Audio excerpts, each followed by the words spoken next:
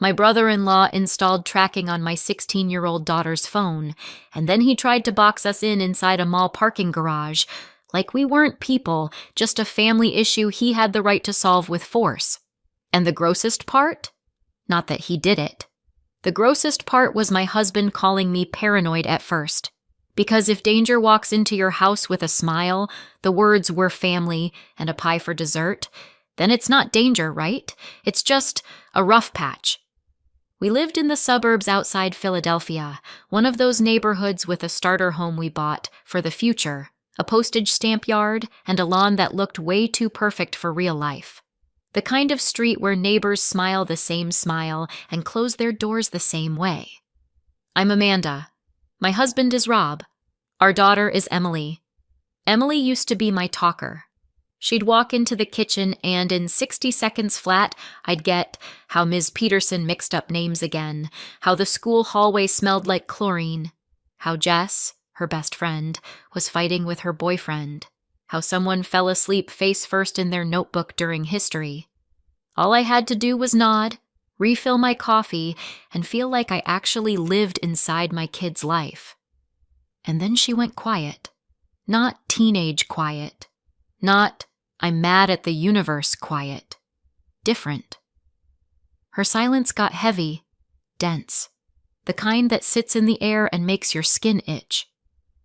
One morning I saw her in the kitchen, hair thrown up in a messy tie, eyes not quite on me, dark circles so bad I wanted to blame the school system, society, and capitalism just for variety.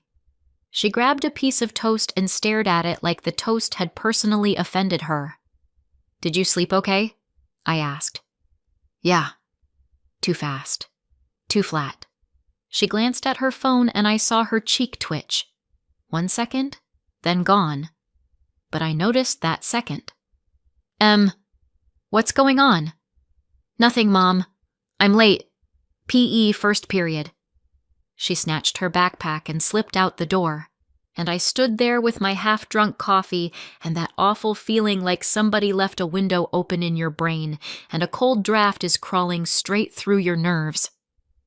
A couple days later, Ms. Karen Peterson called, the teacher who had Emily in homeroom.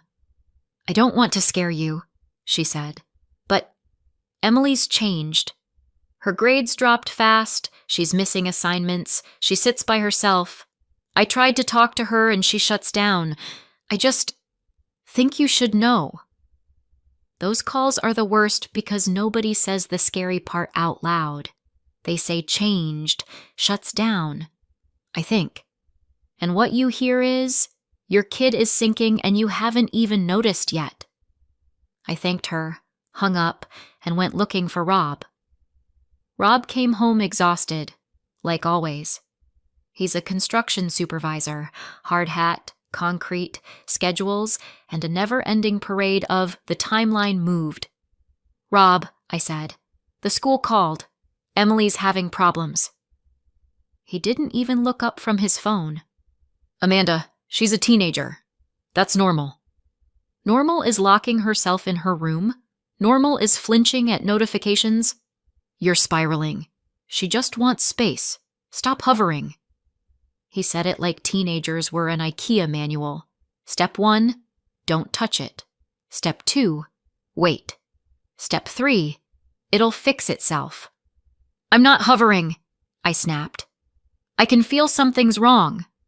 "You can feel everything," he cut in. "You're sensitive."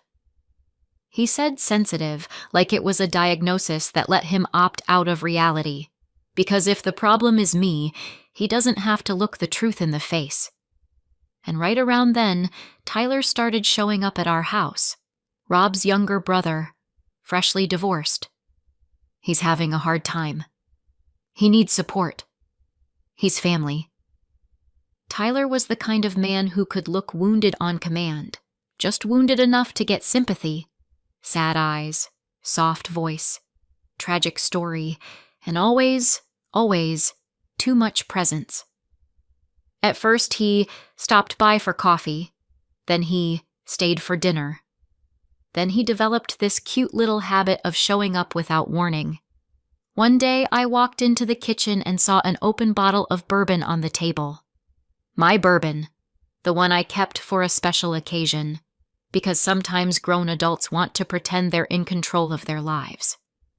"Oh, hey, Amanda," Tyler smiled. "Rob said you wouldn't mind." Of course. I'm a woman. I'm automatically fine with things I wasn't asked about. Rob came in behind him, cheerful.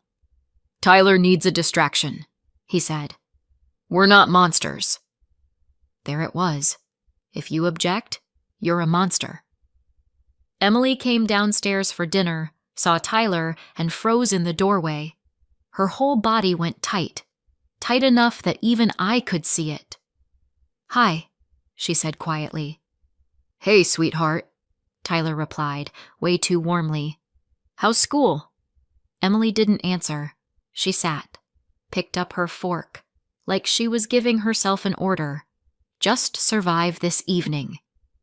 "Put your phone away," Rob said. "That's rude." Emily did it, and her face got even whiter. I watched her and thought, this isn't about manners. This is about safety. And Rob was the guy asking you to close a window while the house is on fire. That night, I went upstairs to check on Emily. I tried the doorknob. Locked. I knocked. "Em? Everything okay?" A pause. "Yeah. Night, Mom." I stood in the hallway trying to talk myself into teenage phase. But a mother's instinct is not hygienic. You can't switch it off. And the thought that came next made me want to bleach my brain. Emily isn't locking the door because of me. Emily is locking the door because of someone in this house. Tyler became part of our daily life so fast it was like he had a key. And honestly, I wouldn't have been shocked if he did. He brought groceries on his way. He took out the trash. He talked about how Sarah, his ex, ruined his life. And every story ended the exact same way, like a chorus in a bad song. "You're my only family." Rob melted every time. Because Rob was raised on this idea that a man keeps the family together. And apparently, in his head, family included a grown man with no concept of boundaries. One day, Tyler came by in the middle of the day when Rob was out on site. I was working from home. My spreadsheet was on fire, and I was not emotionally prepared for surprise therapy hour. Tyler walked into the kitchen like he lived there, poured himself water, and looked around like he was checking inventory. "Hey," he said finally. "Rob told me Emily's laptop's lagging. Let me take a look. I know my stuff." Something in me clenched. "No, if it's acting up, we'll take it to a shop." He smiled. "That's money down the drain. I'm not some stranger. I'll do it for free. Family." And that's where the American horror movie starts, the one they turn into a streaming documentary. Because family is the most dangerous currency on earth. You pay with your safety and you never get change back. I called Rob, hoping he'd say no. Rob said, "Sure, let him look. He knows tech." So I handed Tyler Emily's laptop. Because sometimes the scariest person in the family isn't the one who shows up. It's the one who opens the door and says, "It's fine." After that, Emily got quieter. And every time her phone buzzed, her fingers twitched. I tried to catch a moment when Tyler wasn't hovering. He had this sick, perfect timing. He appeared exactly when I needed to talk to my kid. One morning I saw Emily on the stairs. She was gripping her phone like it might bite. "Emily, look at me." She lifted her eyes, and I saw something that breaks adults. Contained fear. "Mom, I'm fine," she said automatically. "No, you're not. You're locking your door. You're not eating. You flinch at messages. I'm not going to pretend this is a phase. Tell me what's happening." She inhaled. Her lips trembled. And then the front door opened. "Good morning," Tyler called, bright and cheerful. "Oh, you're both home. Perfect." Emily took a step back like someone shoved her. I'm going upstairs, she whispered, and she vanished. Tyler watched her go, then turned to me. Tough age, he said. You just need patience. He said it like I was a clueless mom, and he was the wise expert on other people's kids. I snapped. Tyler, why are you here all the time, without calling, without warning? For 1 second, his face went cold. Then the smile snapped back into place. Amanda, do you really think I'm in the way? I'm just trying to help. Rob's stressed. Emily's stressed. I can tell. I want things to be calm for you guys. Calm. He said that word like calm was something he would grant us if we behaved. Later, I tried Rob again. Rob, your brother is acting weird. Emily is scared of him. Rob sighed like I'd suggested we adopt a llama. Amanda, Emily just hates when adults interfere. Tyler's trying to connect. He's a good guy. A good guy doesn't show up uninvited and look at our daughter like she owes him something. Rob frowned. You're reaching. He's my brother. He's not okay right now. And what about Emily, Rob? Is she okay? He went quiet, and I realized it was easier for him to pity a grown man than admit something terrifying was happening to his daughter, because admitting it meant acting. Acting meant conflict. Conflict meant facing the fact that family isn't always a holy word. One evening, I heard Emily's voice through her door, quiet, shaky. She was on the phone. Jess, I can't. She whispered. I'm scared. No, I can't tell my dad. He won't believe me. He'll say I'm being dramatic. My throat tightened. I knocked. Emily? Silence. Em, open up. It's me. The lock clicked. The door cracked open. Emily stood there, phone hidden behind her back, eyes red. Mom, please, don't make me talk, she whispered. I could have done the right thing, gentle, calm, no pressure. But rage rose up in me. I'm not making you, I said. I'm asking, because I'm your mom, and I'm watching you disappear right in front of me. She trembled. I don't want Dad to hate you because of me. That line hit like a fist to the ribs, because it was possible, because it had already existed in our house, just wearing different words. I sat down beside her and took her hand. Emily, if someone is hurting you, it's not because of you. It's because of them. And Dad, he can be wrong, but he has to hear the truth. She opened her mouth to say more, and then Tyler's voice floated up from downstairs. Emily, come down here. I brought your favorite snacks. Emily flinched, and I knew it. This wasn't a rough patch. We had a predator in our home. We'd been promising to shop for her homecoming dress forever. We postponed twice.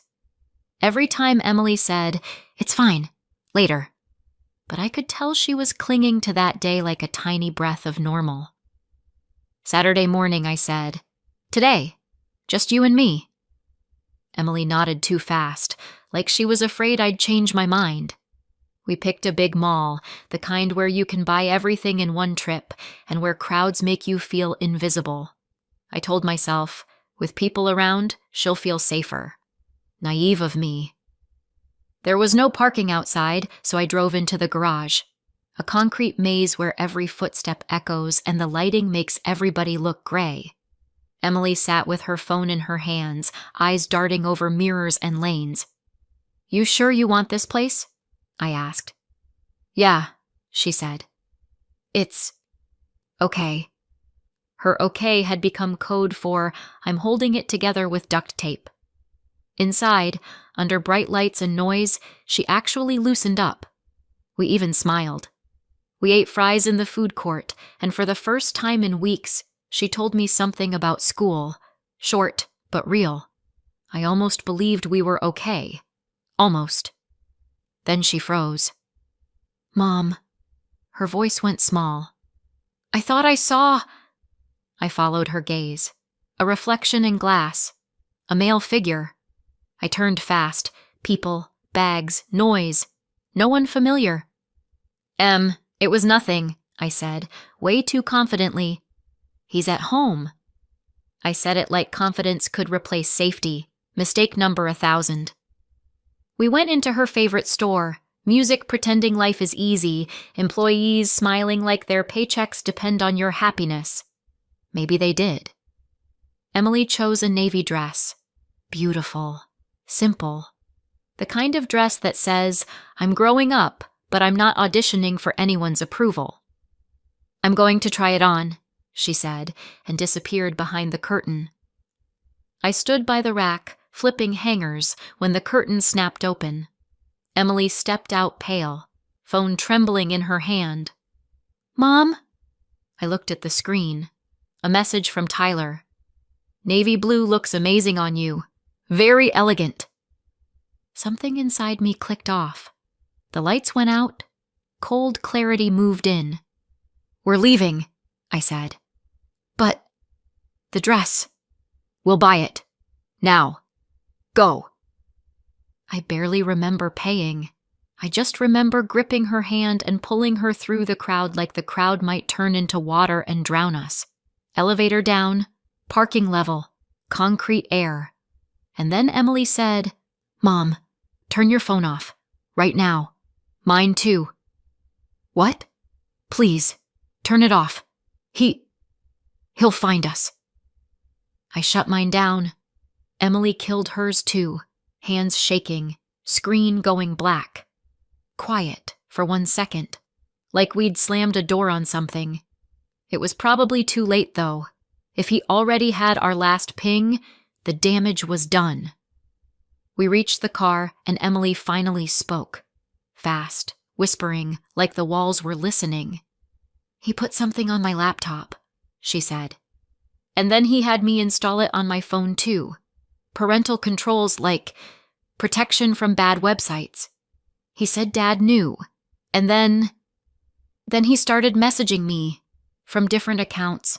On Instagram, sometimes just hi, sometimes threats. He sent photos outside my school, photos of our house. He wrote that he always knows where I am, and if I tell anyone, nobody will believe me, especially Dad. Rage rose so hard I wanted to scream, but I couldn't. Not there. Not now. Emily, I said quietly, you didn't do anything wrong. Do you understand me? She nodded, tears glassy in her eyes.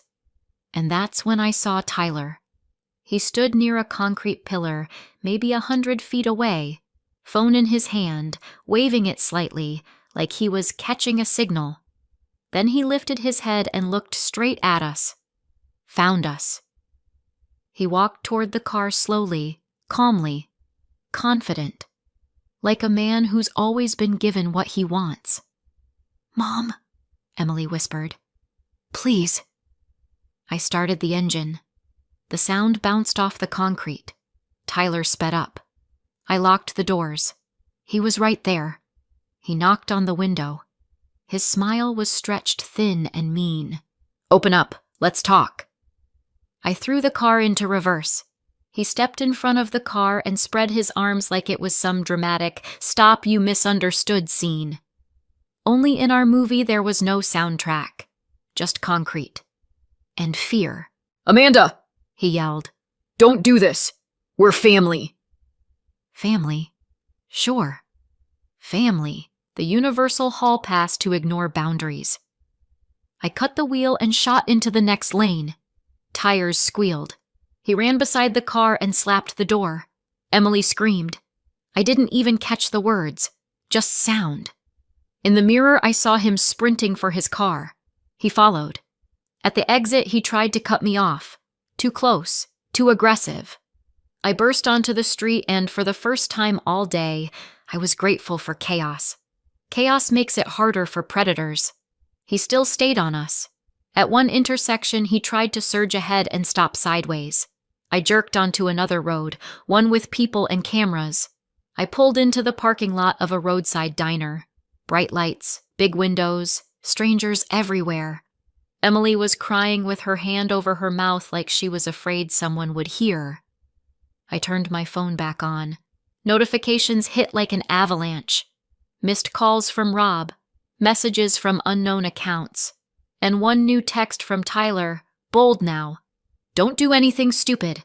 I just want to talk. I dialed 911. I kept my voice calm because panic doesn't help, and dispatch needs facts. Stalking, threats, a vehicle chase, attempted blocking, a minor involved, suspected digital tracking. Then I called Rob. "Where are you?" he demanded immediately. "Tyler called. He said you two had a fight." I inhaled. "Rob, your brother is stalking Emily. He's tracking her. He installed something. He chased us. Tried to box us in. I called the police." A pause. Heavy. Sticky. "Amanda, maybe you misunderstood," Rob said. "Tyler, he's just worried." I started shaking. "Rob, do you hear yourself? Worried is crying on a couch. Worried is not texting Navy looks great on you while standing outside the fitting room." Silence. "Emily will tell you everything," I said.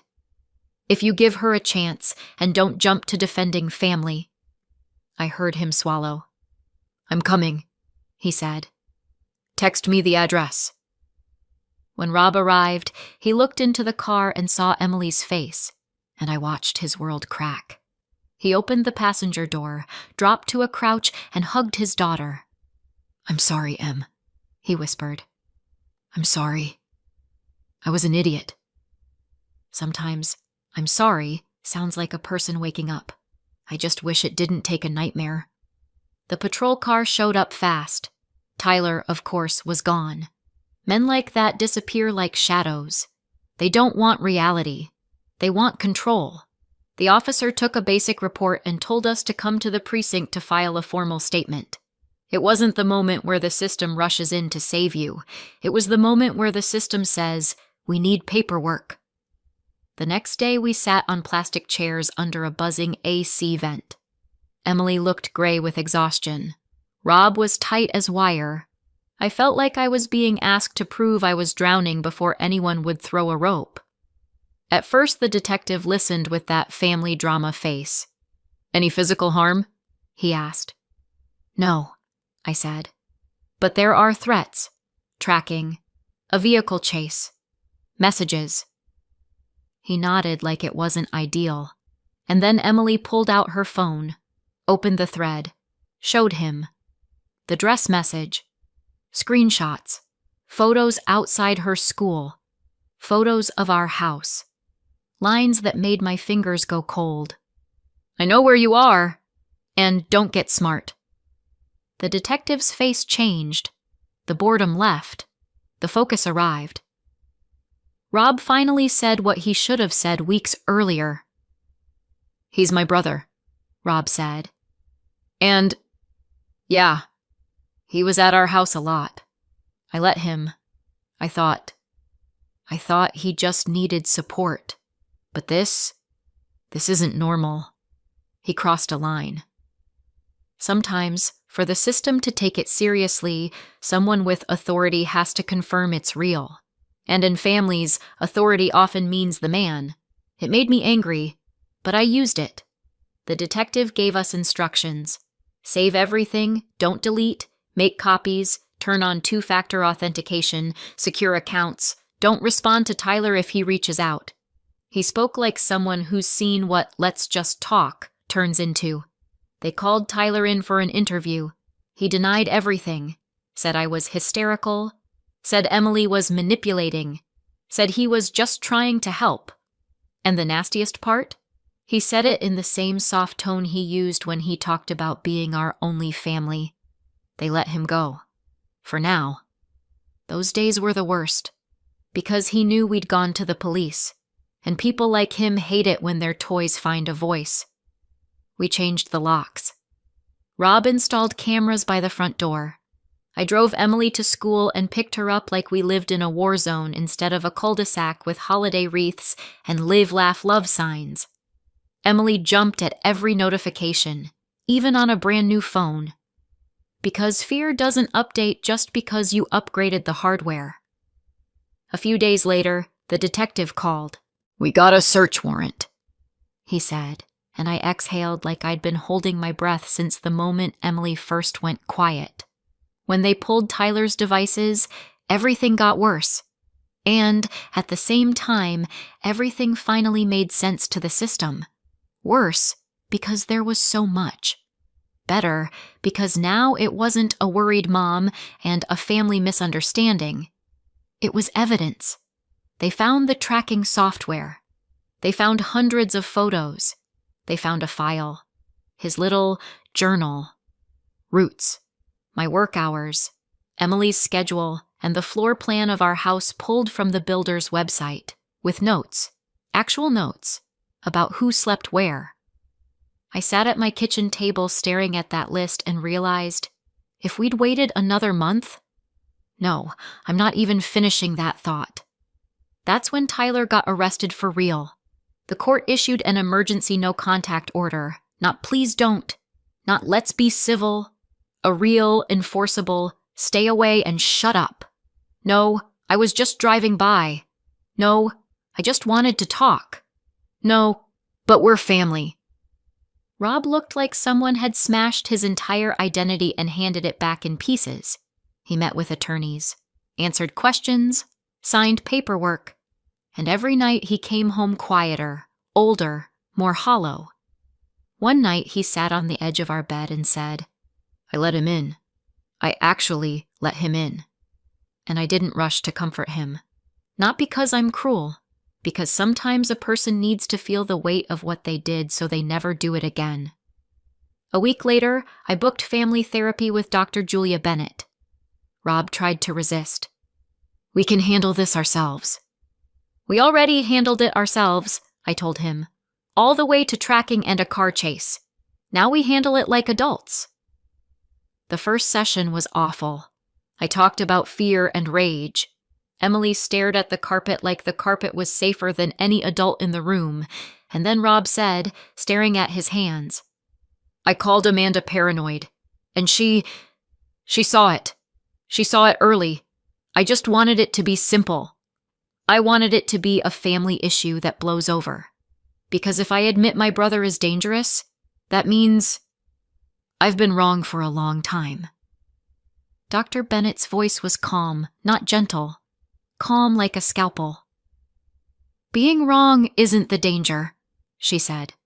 "Staying wrong after you've seen the damage. That's the danger." Emily finally lifted her eyes. "I stayed quiet," she said softly, "because I thought Dad would believe Tyler. Dad always believed Tyler." Rob covered his face with his hands. And that wasn't the ending. That was the beginning. Spring in the suburbs smells like wet dirt and someone else's barbecue. We were driving, and Emily sat beside me, quiet, but not the scary kind of quiet. This was rebuilding. "How was your session?" I asked. "Okay," she said, and she smiled. "I'm learning how to say no without feeling guilty. Apparently it's a skill, not a personality trait." We all changed. The district attorney's office didn't do the whole primetime courtroom drama with a jury. The case moved through an agreement that mattered more than a spectacle. Tyler got a court-ordered psychiatric evaluation, mandatory treatment, strict supervision, and the no-contact order stayed in place. No closeness, no messages, no, "I miss you," no, "let's just talk." He moved to another city with distant relatives, and honestly, that distance was better than any version of justice I'd imagined. Rob sometimes texts from the grocery store. "Should I buy chicken I'll burn, or should I just grab charcoal and save time?" Emily laughs, and her laugh is the only victory I care about. We pulled up to that same mall, and I noticed my heart wasn't pounding. It was just beating, like it's supposed to. "Today, no garage," I said. "Obviously," Emily replied. I don't have to prove I'm brave by walking into traps. We got out, and she took my hand first. "Mom," she said quietly, "thank you for believing me. Right away. Well, almost right away. But you believed me." I swallowed. "I should have done it sooner," I admitted. "I should have ripped him out of our house the day I saw your face change around him."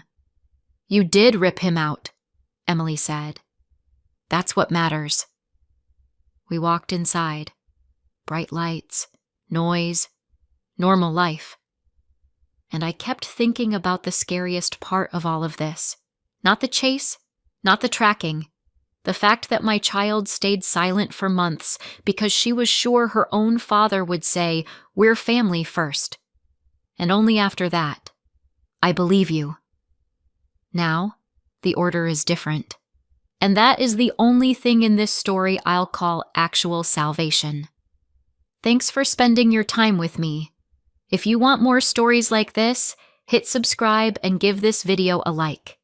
And don't be shy, leave a comment. Your support means a lot.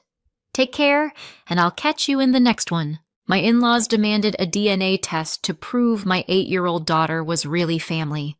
They said it in front of her. "We need to be sure she belongs with us," my mother-in-law added. I didn't shout. I just said, "Understood." 3 days later, their lawyer called and they went pale. I used to think Christmas disasters only happened in movies. Then I married into this family. We walked into my in-laws' dining room, me, my husband, and our daughter Fiona, and the first thing I noticed was the smell.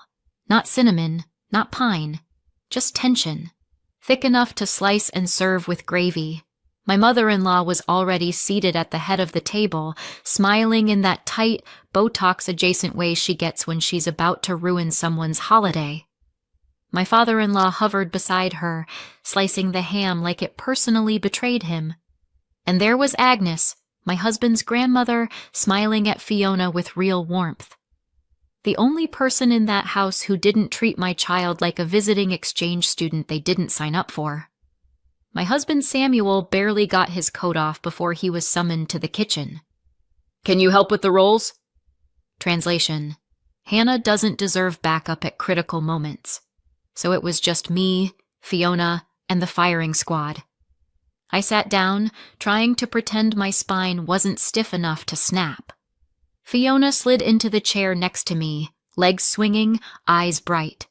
She was 8, still hoping Christmas magic could overpower family dysfunction. I admired her optimism. "Oh, Hannah," my mother-in-law, Janice, trilled. "Did you bring the dessert? I worried you might forget." Translation: You're incompetent, but I'll hide it behind concern because it's Christmas. Strike 1. Gerald, my father-in-law, muttered, "She tries her best," under his breath.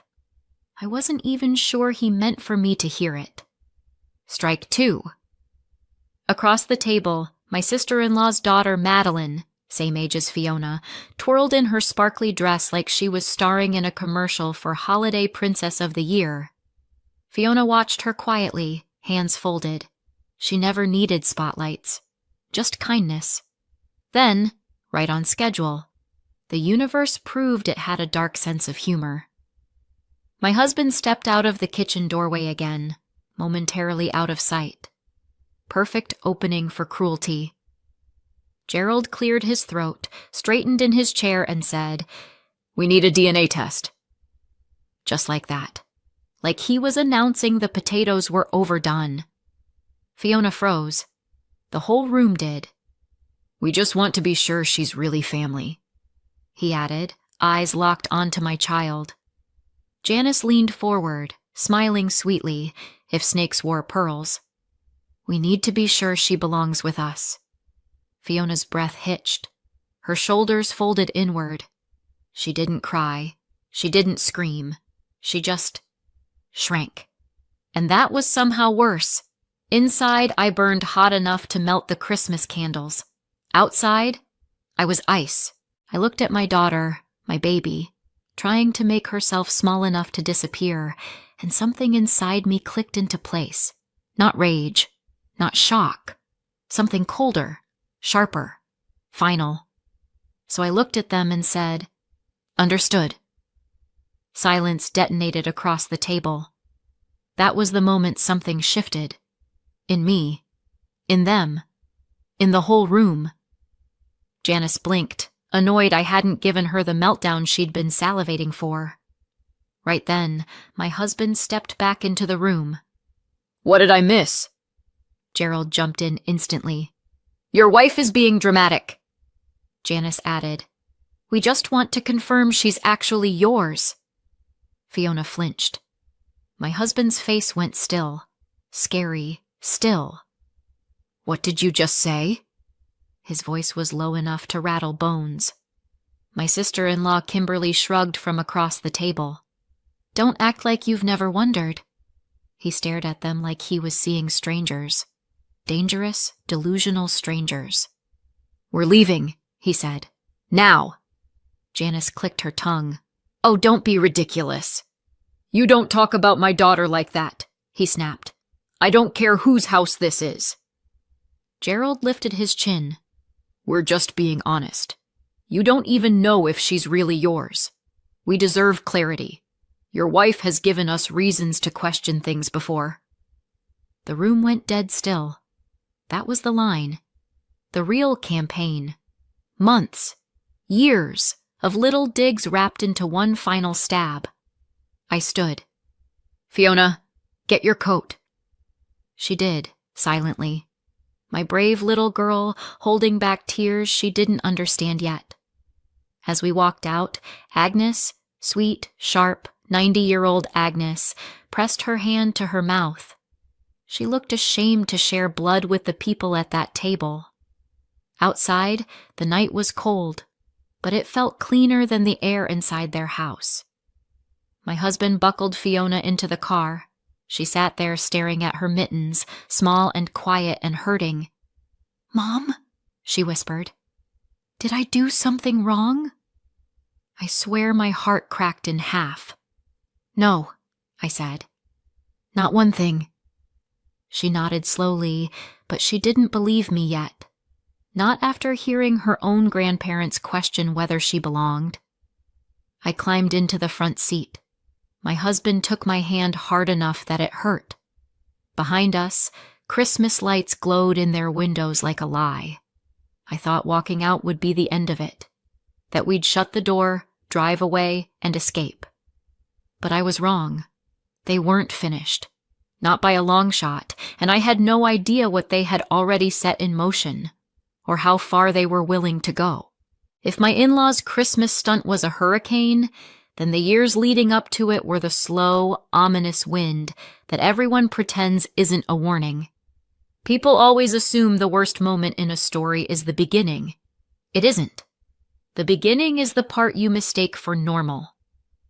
I met my husband Samuel when I was 21, the kind of age where you still believe 2 cups of coffee count as hydration and a group project can't actually ruin your life. We were in the same program, both overworked, underslept, and trying our best to look like adults. He had that earnest, slightly nerdy charm that made you think he actually read all the assigned chapters. I had the survival instincts of someone who grew up navigating complicated people. Somehow, we fit. He told me early on, like date 3, that his family was a bit much. That's what he called them. A bit much. I didn't understand what a bit much really meant until much later. Spoiler. Understatement of the century. I was studying in a city far from my own family. I thought when we got married, I'd get the movie version of in-laws. Awkward at first, then warm and supportive, and maybe baking cookies shaped like your initials.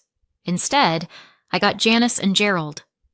The first time I met them, Janice told me I looked different than expected. And Gerald shook my hand with the same enthusiasm you'd offer a man handing out parking tickets. Kimberly, my sister-in-law, looked me up and down like she was evaluating a contestant on a cooking show she didn't like. But Samuel was sweet and supportive, and in love with me. So I pushed through. When Fiona was born, I was hopeful. In-laws soften when there's a baby involved. That's what the movies say. Turns out movies lie. We lived 20 minutes away from them, close enough that Samuel felt obligated to see them weekly, but far enough that I could spend the car ride practicing deep breathing like someone preparing for a court deposition. Samuel believed in family duty. It wasn't love. It was guilt shaped like loyalty. He'd grown up with parents who measured affection in corrections and attention in criticism. He didn't like them, but he felt responsible for them. It was a strange, painful dance. I tried to make it easier.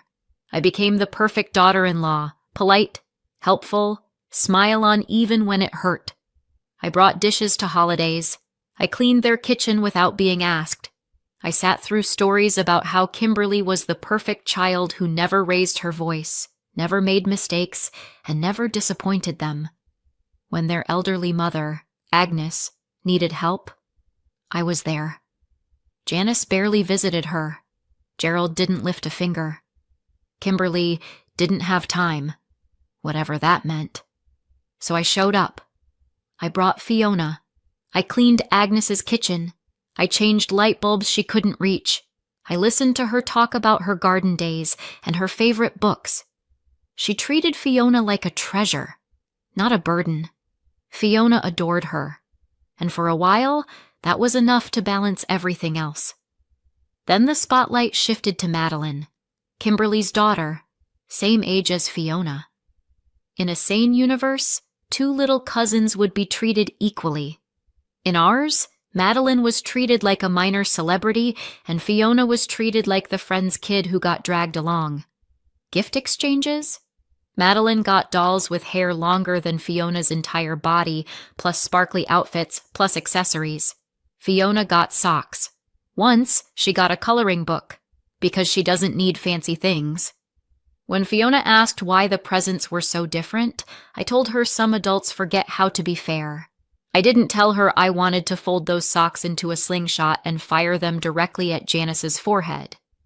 Janice and Gerald never missed a chance to compare the girls either. Madeline was advanced. Madeline was refined. Madeline was clearly part of the family. Fiona was quiet, or a bit sensitive. I told myself it was irritating, not harmful. I told myself I could model grace. I told myself Fiona didn't see it. She saw it. Then came the shift, the comments, the whispers that weren't whispers. "She doesn't look much like Samuel," Janice said once, too casually. Gerald added, "Kids pick up traits from everywhere." Everywhere. Right. Kimberly laughed like she was sharing an inside joke with the devil. Samuel heard some of it, enough to make him clench his jaw and mutter under his breath as we drove home. He hated it. He hated them. But the guilt, all that guilt, had wrapped around him like ivy. He'd say things like, "They don't mean it. They're old-fashioned. They don't know how to talk about things."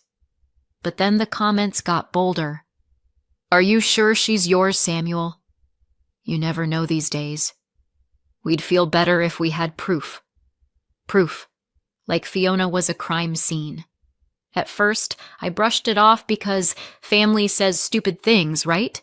Then I saw Fiona's face one day when she overheard Gerald say, "Maybe she has another father." She didn't cry. She just folded inward, quiet, confused, bruised. I felt something cold slide into place inside me. And then it happened. The moment the hints stopped being hints. "We want a DNA test," Gerald said, looking directly at me. I remember thinking, this is the line. This is where we stop pretending. I didn't know it would get worse. I didn't know it was connected to something far bigger. Something with zeros at the end, something hidden in legal documents, something that explained why they'd suddenly gone from petty to vicious. I thought the DNA question was the climax. It wasn't. It was just the start. If you've ever slammed a door behind you so hard it feels like it sealed a chapter of your life shut, that was us after Christmas at my in-laws. Except the chapter wasn't sealed. It was cracking open into an entirely new disaster. We got home and the silence hit first. Not the peaceful kind. The kind where your adrenaline is still in your teeth and your shoulders are stuck halfway between shaking and wanting to punch a wall. Fiona went straight to the couch and curled up under her blanket. My husband stood in the doorway like someone had unplugged him. I leaned against the table and tried to remember how to breathe air that didn't taste like humiliation. Finally, he exhaled. "Hannah," he said, voice low and dangerous. "I'm done." "With them?" I asked, though I already knew the answer. "With everything," he said. "The money, the help, the weekly visits, all of it." That snapped my brain out of its freeze mode. For years, Samuel had been sending his parents about $200 a month. Nothing outrageous, but enough that it was clearly more about guilt than assistance. He'd always shrugged and said things like, "It makes them feel supported," or "It's just what you do." Now he walked to the counter, logged into his banking app, and canceled the transfer like he was cutting a rope that had been around his neck since childhood. "There," he said. "Done." I didn't cheer. I didn't scold him. I didn't tell him he didn't have to. Because honestly, he damn well did. Instead, I just said, "Good." We sat together quietly, watching Fiona's chest rise and fall as she drifted into an exhausted sleep. She looked so small, so breakable, so undeserving of the cruelty she'd endured that night. "You know what hurts most?" Samuel whispered. "That they said it in front of her," I said instantly. He nodded, jaw clenching. "And that they meant it." I reached for his hand. He looked at me with the kind of expression that comes only when a man realizes his parents aren't just a bit much. They're toxic. I wish that was the end of the night. But toxic people are like raccoons. The second you think they've given up, they're back on your porch knocking over your trash. Around 9:30 p.m., Samuel's phone rang. Unknown number. He answered and immediately straightened. Yes, this is him. Tomorrow morning? Sure. We'll be there." He hung up. His face was unreadable. "Who was that?" I asked. "A lawyer," he said. "My grandmother's lawyer." That got my heartbeat going again. "Did he say what it's about?" "No, only that it's important and she wants us to come."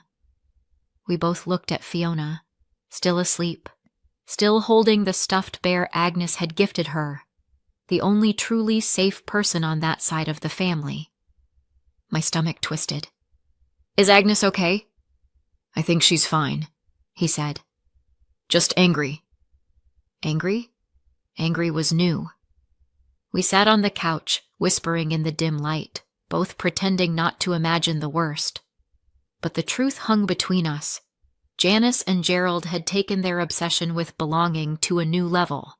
There was a reason that DNA conversation had escalated so quickly. Something had triggered it. Something big. Samuel rubbed his face. "I know why this all started." I turned to him. He swallowed. "A few months ago, my grandmother told me she wanted to leave Fiona something. Not everything.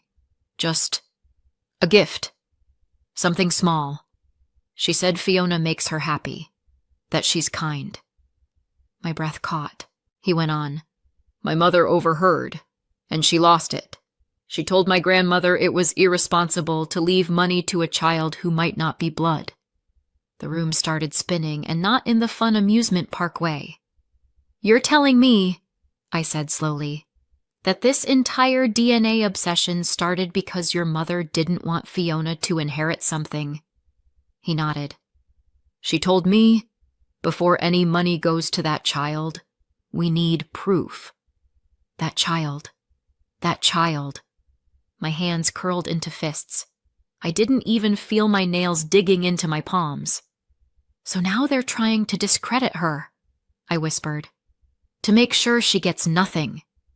He nodded again. and to make sure Madeline gets everything.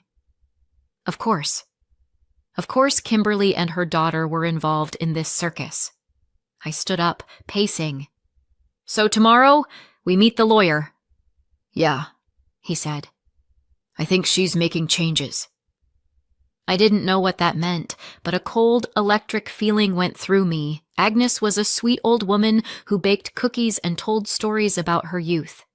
But she wasn't stupid. If she heard what happened tonight, she wouldn't let it go. The next morning, we dressed Fiona for school in silence. She was quieter than usual, clinging to me like she was trying to anchor herself. "Mom?" she whispered as I tied her shoes. "Did Grandma say that because I don't look like Daddy?" My throat tightened.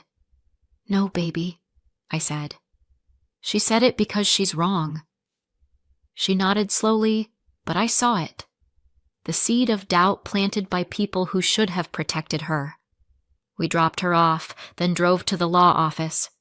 My hands were cold the whole ride. When we entered the meeting room, Agnes was already there, sitting straighter than I'd ever seen her, eyes bright, lips pressed tight like a woman on a mission. The lawyer introduced himself. Then he said the words that made my head spin. Agnes asked me to update her estate planning. Samuel blinked. Because of last night? Agnes nodded sharply. I won't tolerate what they said to that child. Not one bit. She went on, her voice soft but firm. They questioned her place in this family. They hurt her, and I won't allow people like that to inherit my life's work.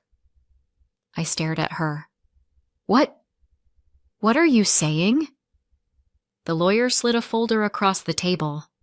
Agnes has approximately $3 million in assets, he said. She has chosen to divide that into 2 living trusts. My breath hitched. One trust names Samuel as beneficiary, he said. The other names Fiona. I felt dizzy. And, he added, the house your in-laws currently live in legally belongs to Agnes. She has decided to place that property into the trusts as well. Samuel's jaw dropped. Oh, wow. Yes, Agnes said, eyes blazing. They will not be inheriting a single penny. I sat there, stunned, unable to speak. Agnes reached for my hand. You and that little girl have been the only ones who visit me, who help me, who show kindness. I'm giving my life savings to the people who deserve it. I couldn't breathe. I couldn't think. My heart hammered like it was trying to break out of my chest. We drove home in stunned silence, each of us trying to process what had just happened. We had barely stepped through our front door when my phone lit up like a fire alarm. A call from Janice, then Gerald, then Kimberly, all back to back. Samuel picked up, and the screaming started. It wasn't just anger, it was panic. Real panic. Money-driven, house-losing panic. They had no idea this was only the beginning. After a family blows up, there's always a stretch of time where everything feels unstable, like you're waiting for whatever comes next. For us, it lasted 3 days. 3 days of Janice and Gerald calling nonstop, alternating between wailing, screaming, guilt-tripping, and the ever-classic, "We were misunderstood." 3 days of Samuel looking at his phone like it was contaminated with radioactive stupidity before blocking another number. 3 days of Kimberly texting him paragraphs that read like rejected pages from a soap opera script. 3 days of Fiona growing quieter every time she overheard a voicemail notification. By the 3rd night, I was done. Not angry done, calm done. The kind of done where your soul goes still. I sat at the kitchen table watching Samuel mash his forehead into his palms like he was trying to iron out his brain. "Sam," I said, "I'm doing the DNA test." His head jerked up. Hannah, no, you don't have to prove anything. I know. I really did. I had 0 doubt, because I was there. Obviously. But I need this off the table, I said. Forever. And I want the results in writing so we can shove them into every one of their accusations' faces. He sighed, defeated. Okay. If it helps you feel in control, do it. Control. Funny word. I'd been without it for years when it came to his family. So once the samples were collected, I sealed the kit myself and dropped it in the mailbox the next morning like I was sending off a tiny grenade. And then, things took another turn.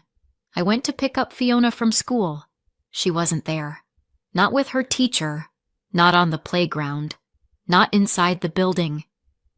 The secretary looked up from her desk with a tight smile. Oh, your in-laws picked her up today. My stomach turned to ice. My what? Your husband's parents, she said cheerfully. They're still listed on the authorized pickup list.